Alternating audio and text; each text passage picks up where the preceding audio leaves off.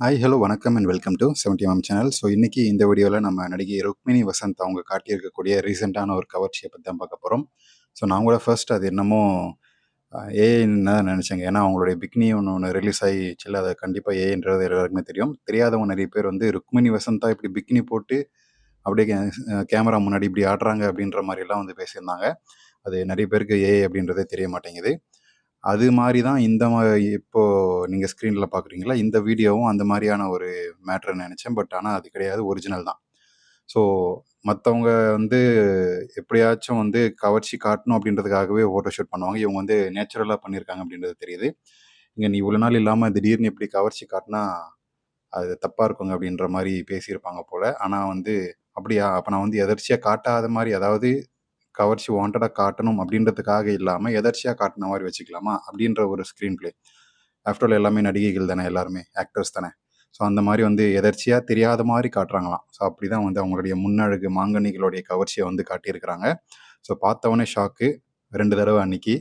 So நீங்க எப்படி இருந்துச்சு? இந்த மாரியான ஒரு ஹோம்லி நடிகைகள் காட்டக்கூடிய ஒரு சின்ன கவர்ச்சியுமே வந்து அது பெருசா பேசப்படுது இல்லையா? ஸோ அந்த வகையில தான் வந்து இந்த சின்ன மாங்கனிகள் ஷோ வந்து ஹிட் ஆயிருச்சு.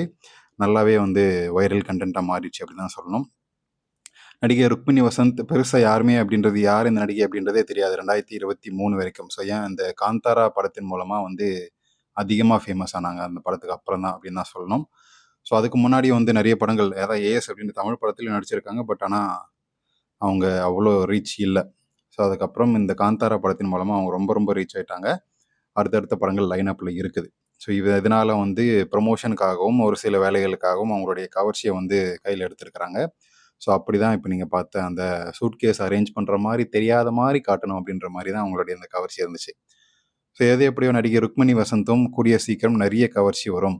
டாக்ஸிக் படத்துல அவங்களுடைய கவர்ச்சியும் வந்து கொஞ்சம் இருக்கு. ஆனா அத வந்து கட் பண்ணிட்டாங்க அப்படின்னு வந்து ஒரு பேச்சுக்கள் இருக்கு. அது எந்த அளவுக்கு உண்மை அப்படின்றது தெரியல. காட்டுனா நல்லா தான் இருக்கும். அந்த ஹோம்லி நடிகைகளுடைய கொஞ்சம் கவர்ச்சி, இவங்களுடைய தொப்பல் இதுவரைக்கும் நான் பார்த்ததில்ல. நீங்க பார்த்துருக்கீங்களா? அவங்களுடைய தேடிட்டு இருக்கிறேன் கிடைக்கல சரியா. கிடைச்சா அதோட ஒரு வீடியோ வந்து போட்டுருவோம். ஸோ இவங்களுடைய அப்கமிங் மூவிஸ் வந்து டாக்ஸிக் இந்த வருஷம் ரிலீஸ் ஆக போகுது. அண்ட் டிராகன் அப்படின்ற ஒரு படமும் 2027ல ரிலீஸ் ஆக போகுது. இந்த மாதிரி அடுத்தடுத்த படங்கள் பெரிய பட்ஜெட் படங்களா நடிச்சிட்டு இருக்கிறாங்க. அவங்களுடைய லைஃப் எப்படி இருக்க போகுது, அவங்களுடைய அந்த ரேஞ்ச் எப்படி இருக்க போகுது அப்படின்றத நம்ம பொறுத்திருந்து பார்ப்போம். ஸோ இந்த வீடியோ உங்களுக்கு கண்டிப்பாக பிடிச்சிருக்கும்னு நினைக்கிறேன். நீங்களும் நினச்சிங்கன்னா லைக் பண்ணுங்கள், ஷேர் பண்ணுங்கள், சப்ஸ்கிரைப் பண்ணுங்கள். தேங்க்யூ.